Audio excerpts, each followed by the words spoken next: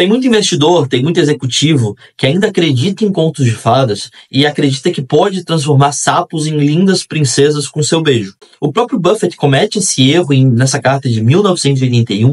Ele explica por que muitos são levados a isso, e ele seca esse erro clássico que é cometido até hoje por investidores, executivos. Então, essa é a lição central dessa carta, e se você quer fazer negócios de alto nível, se você quer fazer bons investimentos, me acompanhe até o final, que tem muito investimento, tem muito valor aqui. Em 1981, o mundo ainda vivia as consequências da crise iraniana. Nos Estados Unidos, o Fed precisou subir os juros para mais de 20% ao ano. No Brasil, a inflação já estava disparada de forma alucinada. O Reagan, nos Estados Unidos, começou uma série de reformas conhecidas como Reaganomics, e isso, né, na época, teve um custo muito alto. Os mercados de capitais oscilavam de forma brusca e abrupta, e em meio a tudo isso, o Buffett ele seguia fazendo negócio de forma conservadora e entregando ali um retorno de mais de 20% ao ano. Tá? Na época, 21% acumulado até 81. Esse episódio, o Buffett ele vai direto ao ponto, ele trabalha questões centrais como os erros que os investidores e os tomadores de decisão, os executivos, eles cometem quando eles vão fazer um investimento. Ele fala sobre como é um grande erro você ficar colocando dinheiro bom em cima de dinheiro velho. Ele fala sobre o que ele olha quando ele vai fazer um investimento, e por isso essa é uma carta das que a gente viu até agora mais prática, que tem mais ensinamentos práticos desde que a gente começou essa série. Bom, então indo para a primeira lição, o Buffett ele foca em por que muitos alocadores de capital, sejam investidores, sejam executivos, eles cometem erros tão grotescos quando eles vão fazer investimentos, quando eles vão fazer uma nova aquisição. E ele explora algumas das razões que ele acredita para isso. Tá? Muitas das decisões são movidas não por racionalidade econômica, não buscando resultados de longo prazo, mas ou por ilusão, ou por ego, ou por euforia. Esses vieses comportamentais, eles geram uma destruição de valor no longo prazo para os acionistas, para os proprietários ou para os investidores. Muitas vezes os executivos eles não são afetados porque eles não têm a pele tão em risco, mas no curto prazo. Mas isso acaba punindo, prejudicando os proprietários do capital. Tá? Um dos principais erros é a obsessão por aumentar números reportados. A primeira lição é sobre as armadilhas que levam a investimentos mal-sucedidos, aquisições mal-sucedidas, e como os tomadores de decisão, sejam os investidores, sejam os alocadores de capital, eles são presos em vieses comportamentais que levam a essas decisões ruins, seja porque eles ignoram a racionalidade, sejam porque eles ignoram os fundamentos econômicos e acabam focando em ego, euforia, a necessidade de entregar resultados de curto prazo, ilusão. Isso são erros muito comuns. E é importante, e a gente vai trabalhar cada um desses erros destacados na carta. Começando com o primeiro, que é a obsessão por aumentar os números reportados e entregar resultados rápidos. Tá? Aí, falando principalmente de executivos, não tanto de investidores, não tanto dos sócios, mas a direção de um negócio, a gestão de um negócio, ela pode estar pressionada por entregar resultados e ela acaba alocando mal os recursos, ela acaba ignorando os fundamentos econômicos e, para mostrar serviço, fazendo negócios ruins. Isso acontece. Tá? Principalmente quando a empresa tem caixa sobrando, quando a empresa está pressionada por resultado, isso acontece. E não tende a gerar resultados positivos. Tá? O segundo ponto é quando o executivo, e aí o investidor também, o investidor busca por adrenalina, o investidor busca por fazer o coração bater mais forte, sentir o coração pulsando. Isso é um fator preponderante assim, e que leva muita gente à ruína. Principalmente investidores pequenos, principalmente investidores que não são profissionais, né? Você vai entrar lá no mercado de criptomoeda, você vai, né, sentir aquela euforia, aquela adrenalina. Olha, pode ter certeza que seria muito mais barato e muito mais lucrativo para você se você fosse buscar adrenalina saltando de paraquedas, fazendo um mergulho, surfando e não investindo. Porque investir não é sentir o coração batendo mais forte. Investir é chato. Investir é não fazer nada por longos períodos de tempo. Isso gera resultado. E isso é o que Buffett traz na carta. O terceiro ponto aqui é o excesso de otimismo em projeções de sinergia, em projeções de futuro. Isso é um erro absurdo e acontece muito, porque a planilha aceita tudo, o PowerPoint aceita tudo. E muitas vezes consultores e banqueiros, eles são remunerados no sucesso do negócio e eles recebem grandes fortunas se o negócio acontece.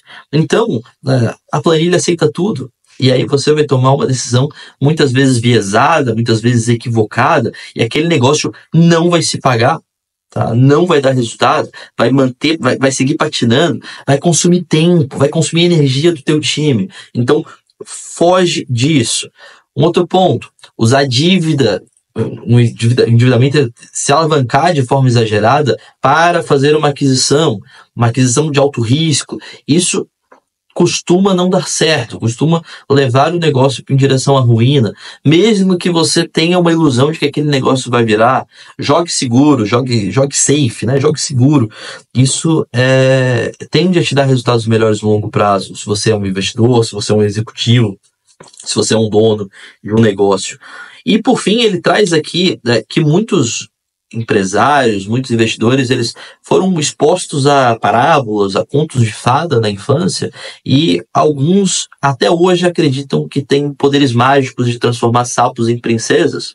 E aí eles pagam um dobro do que um sapo valeria, eles pagam um sapo que deveria valer uma princesa, e eles não têm poderes mágicos. Esse sapo vai continuar sendo um sapo. Tá? Você só vai destruir capital, só vai destruir reputação, e aí na carta de 80 a gente trabalha bastante sobre isso, sobre turnaround.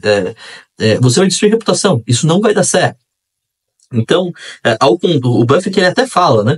Ao contrário dos contos de fada, quando você beija um sapo no mundo real, ele não vira um príncipe. No máximo ele vira um sapo vestido de príncipe, ele vira um sapo vestido de princesa. Então, evite isso, tá? Se você vai comprar um sapo, você pode comprar um sapo, mas se você vai comprar um sapo, pelo menos paga o preço de um sapo, não paga o preço de uma princesa. E é isso. O Buffett ele traz que ele já caiu nessa armadilha, ele já achou que ele tinha esses poderes e ele já caiu nessa armadilha. Então, tentar transformar sapo em princesa. Hoje, em 81, o objetivo dele não estava mais em tentar transformar sapo em princesa, mas em fazer com que as princesas que ele compra não virem sapos, principalmente por causa de uma sinergia mal planejada, por causa de uma integração mal planejada, uma gestão ruim, uma troca de gestão equivocada. Se você comprar a princesa e ela continuar sendo princesa, você tem uma chance de ter um resultado bom, um resultado melhor no longo prazo, muito maior do que se você comprar um sapo, ou se você comprar um sapo achando que é uma princesa. Agora, o melhor dos mundos é quando você acha uma princesa negociando a preço de sapo. Isso só é possível porque o mercado de ações, o mercado financeiro, ele é totalmente... ele é muito irracional. Ele traz para os preços ali, para as variações diárias, muito ruído. E isso permite com que você tenha acesso a bons negócios, tá? Aqui, o Buffett ele ainda traz mais um ensinamento nesse ponto, que é, se aquele investimento ele tiver uma real capacidade de repassar a inflação, você pode até precificar um prêmio em cima dele, você pode até pagar mais por isso. Porque, de fato, se ele consegue repassar a inflação, se ele consegue se ele consegue enxugar a operação sem ter custos adicionais, se ele consegue... isso, de fato, é um diferencial e isso merece uma precificação adicional, né? E ele termina esse ponto falando sobre os superstars, sobre os executivos que se acham roqueiros, né? Os investidores que se acham que queriam ser astros do rock. Né? Pouquíssimos são os que conseguem assumir essas duas funções. Tá? Pouquíssimos são os que conseguem fazer isso. O próprio Buffett diz que ele não tem essa capacidade. Isso o próprio Buffett, que a gente sabe que está desde antes de eu nascer, desde antes de você nascer, provavelmente fazendo grandes negócios, fazendo fortuna, gerando aí mais de 2 dígitos de retorno ao ano. Ele não se coloca nessa posição. É muita prepotência nossa nos colocarmos nessa posição. O melhor é que a gente seguir fazendo o básico. E o tempo vai dizer se nós conseguimos fazer isso de forma... se nós acabamos sendo superstar sem querer ser superstar. Mas o nosso foco não tem que ser em ser superstar. Não tem que ser em fazer... não, eu vou transformar, eu vou fazer aquele sapo virar uma princesa, com ego lá nas alturas. Não, o nosso foco tem que ser aqui, negócio, construir um passinho depois do outro e construir essa escadinha de capital. Então, bom, não seja impossível realizar investimentos. Não siga e não busque euforia, não tome decisões precipitadas. Tenha cuidado com os consultores e banqueiros, tenha cuidado com qualquer tipo de conflito de interesse, né? E busque criar valor no longo prazo, tá? Se você conseguir fazer isso, pode ter certeza que você vai construir uma fortuna. Mas é muito difícil fazer isso, porque é chato, é moroso, leva tempo. Então, é isso. O trabalho de um dono, se você é um dono, se você quer ser um investidor que pensa como um dono, é dizer não 99% das vezes. Só em 1% você vai dizer sim. E você precisa ter certeza que quando você disser sim, os números estão no lugar certo, a gestão é certa, o negócio tem o fundamento certo. Você não pode pagar por esperança, tá? Você tem que pagar por retorno. Esse é o ensinamento central dessa primeira lição. Então, dando início à segunda lição, o Buffett traz aqui como a Berkshire escolhe seus investimentos, o que é importante para ela. Muito do que é importante para ela, ele já trouxe na primeira lição, já trouxe nas cartas anteriores, mas aqui ele dá uma reforçada em alguns pontos centrais. E ele traz um exemplo. Ele passou meses negociando a aquisição de um negócio que tinha uma boa gestão, um negócio que tinha números razoáveis, mas o preço era muito fora do que aquele negócio entregaria. E aí ele traz até uma frase que eu anotei aqui para usar outras vezes, porque é uma frase muito boa. Se ele tivesse feito aquele investimento, o imperador, ele teria concentrado mais poder, o império teria ficado mais rico. Mas os cidadãos, o povo, os acionistas, teriam ficado mais pobres. Então, tenha muito cuidado, tenha disciplina, saiba que existe um momento certo. E aqui ele traz e quando ele faz essa análise, ele compara, né? Porque tá mais caro, o negócio estava caro em relação ao quê? E fazer aquisições no mercado de ações, aquisições minoritárias, de negócios excelentes, excepcionais, por um preço menor do que ele teria pagado para adquirir o controle daquele negócio que ele estava negociando. Então, o mercado de ações, ele traz esse tipo de oportunidade, você pode explorar esse tipo de oportunidade. Então, aproveite, né? Aproveite isso que o mercado de ações traz. Tá? O Buffett, ele não busca milagres ao realizar investimentos. Ele quer negócios que funcionem bem como são e que continuem funcionando bem. E aí, ele até traz aqui que ele não coloca prêmio no preço por aquilo que ele vai trazer para o negócio depois da aquisição, que é lá a mágica da sinergia, né? Ele é muito racional e ele considera que o que ele traz para o negócio é muito pouco, tá? Então, ele tem que pagar o preço pelo negócio pelo que o negócio é e não pelo que o negócio vai ser depois. O negócio tem que ser precificado da forma correta e ele reforça isso, tá? Muito pouco do que ele traz nessa carta mudou até hoje na metodologia e na mentalidade da Berkshire. Sim, com o tempo a gente vai ver que ele vai ficando mais flexível com essa questão de preço, mas ainda assim o preço ele sempre tem que ser comparado a algo, né? Aqui essa carta sendo gravada, esse vídeo sendo gravado no meio da crise das tarifas do Trump, o mercado oscilando para cima, para baixo, e o Buffett fez uma venda relevante de Apple há alguns meses. Então, Apple continua sendo um excelente negócio, só que aquele capital pode ser melhor alocado, talvez em outras oportunidades. E é isso que você tem que pensar, não se apaixonar, olhar de forma fria pelo negócio, não se apaixonar pelo negócio e ficar preso àquele negócio. Então, o modelo mental aqui, o ponto central você pode, enquanto você não acha oportunidades de fazer aquisições totais ou aquisições de controle, o que não é a realidade da maior parte dos investidores, que são pequenos, né, que são pequenos investidores, você pode aproveitar de oportunidades no mercado de ações. Porque sim, você pode ser sócio de excelentes empresas, empresas que são líderes globais, empresas que têm negócios no mundo todo, que geram retornos, alto retorno há décadas, há muitos anos, né, que estão na vanguarda de seus segmentos. Você pode ser sócio delas. Olha que maravilha, tá? E, dessa forma, não interferir na operação, não interferir no controle, apenas pegar carona com excelentes negócios, com excelentes gestores. Tá? Essa filosofia de investir sem controlar, ela funciona muito bem porque o Buffett ele acredita na força dos lucros retidos, na capacidade dos negócios de realocarem capital a altas taxas de retorno, e isso vai gerando uma bola de neve com o tempo, que é a famosa snowball do Buffett, né? Bom, ele fecha esse tema falando de um número incrível, que era, em 1981, 4 empresas, que era a Jayco, a General Foods, a R.J. Reynolds e Washington Post. Essas 4 empresas que eram investidas pela Berkshire, elas tinham um lucro acumulado, um lucro retido de mais de 35 milhões de dólares na época, que seriam reinvestidos em negócios com alta margem. Então, né, você vai vendo que na história, ali, ao longo das décadas, ao longo dos anos, o Buffett ele vai construindo riqueza, ele vai construindo fortuna, e essa série é legal porque a gente vai acompanhar isso dessa maneira, tá? O Buffett ele ensina uma forma de investir de forma que é muito contraintuitiva. Quando a gente pensa em negócio, a gente pensa, não, eu preciso adquirir, eu preciso ser o dono, eu preciso estar no controle, porque eu não tenho noção do que eles estão fazendo, se eles estão cuidando bem ou não do meu dinheiro. Não, você não precisa.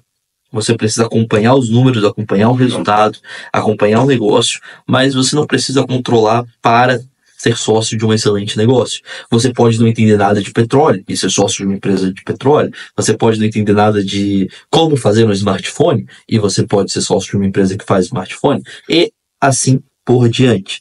Então, bom, escolha bem quem cuida do teu capital, quem está cuidando do negócio, e se esse time tiver uma capacidade boa de reinvestir, você vai enriquecer sendo sócio desse negócio no longo prazo, independente da variação que aquele papel tiver no mercado no curto prazo. Bom, então nos aproximando agora do final da carta, a gente vai para a terceira e última lição, que é, às vezes, continuar reinvestindo, continuar colocando energia no negócio é um grande erro.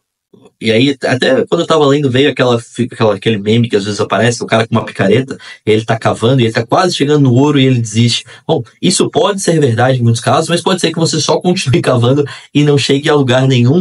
É óbvio que os negócios que o cara continuou cavando e ele chegou, esses deram certo, mas o cemitério é silencioso, né? Quantos continuaram cavando e não chegaram a lugar nenhum? Principalmente quando eles não tinham certeza do que eles estavam fazendo e eles tinham uma opção melhor. Eles poderiam fazer outra coisa. Aqui não se trata de desistir. Se trata de que, às vezes, mudar a rota é importante. Vai te salvar capital, vai te fazer ganhar mais dinheiro. E esse é o tema central dessa última lição. Esse problema ele é exponencializado em cenários inflacionários, porque você precisa pegar o pouco lucro que alguns negócios ruins geram e eles precisam reinvestir todo esse lucro na operação para que a operação apenas sobreviva, apenas subsista. Tá? Você não pode fazer o melhor, o que seria o melhor, que é pegar o dinheiro da operação ruim, pegar o dinheiro daquele negócio ruim e botar num negócio bom.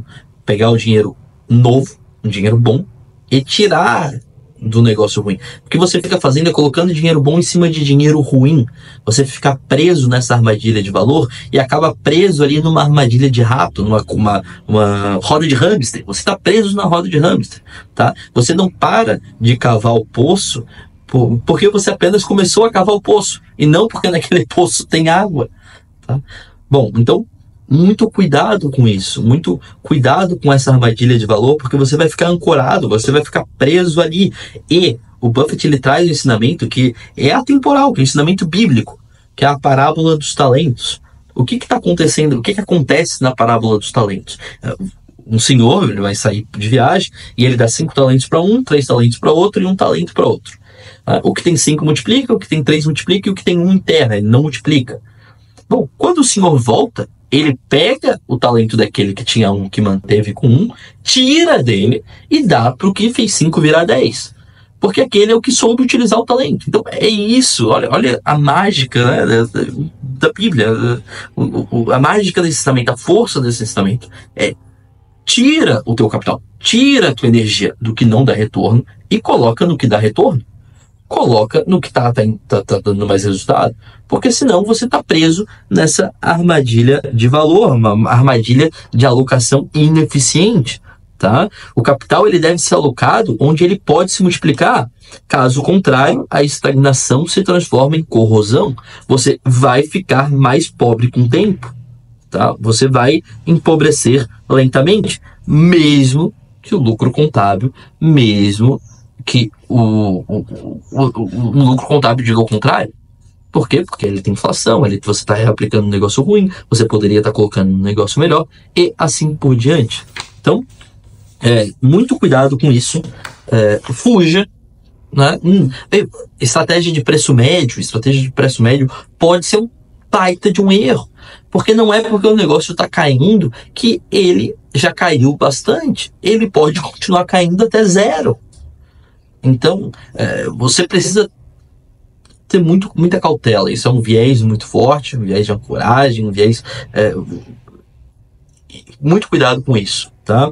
Fuja, sempre tente expandir o teu horizonte de visão para analisar. Bom, talvez eu possa tirar esse dinheiro daqui, esse dinheiro novo daqui, e colocar o dinheiro novo em algo melhor.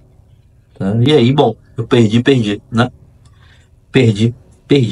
Então, pessoal, baita carta. Essa carta eu acho que foi a que eu mais gostei de ler, porque trouxe muita coisa que faz de encontro a alguns problemas que eu ainda tenho, porque eu também sou humano, também cometi ancoragem, eu também fiz negócios ruins, eu também tenho receio de tirar capital que eu já coloquei em um lugar, mesmo sabendo que isso é ruim. Então, é uma baita carta, um ensinamento atemporal, tem coisas aqui que são muito valiosas. Se você também gostou, se você também acha, deixa um comentário, comenta aqui qual ponto que mais gostou, qual ponto que te chamou a atenção, se você leu a carta também, algo que eu possa ter esquecido de falar, e se inscreva no canal, porque a gente está produzindo conteúdo baseado em negócio real, baseado em o que pode dar de fato dinheiro, pode dar resultado para quem quer fazer negócio de alto nível. Se inscreva no canal, deixa o like e vamos seguir construindo, né, esse canal, né? Por fim, aqui a gente tem o seguinte: ao fazer negócio, não acredite em conto de fadas, fuja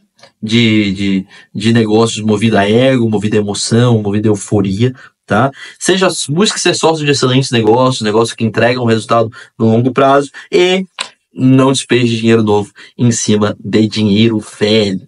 Bom, pessoal, forte abraço. Terça que vem a gente volta aqui de novo e vamos seguir construindo aqui, tijolinho a tijolinho, a história das cartas Warren Buffett e seus ensinamentos. Valeu, pessoal. Até mais.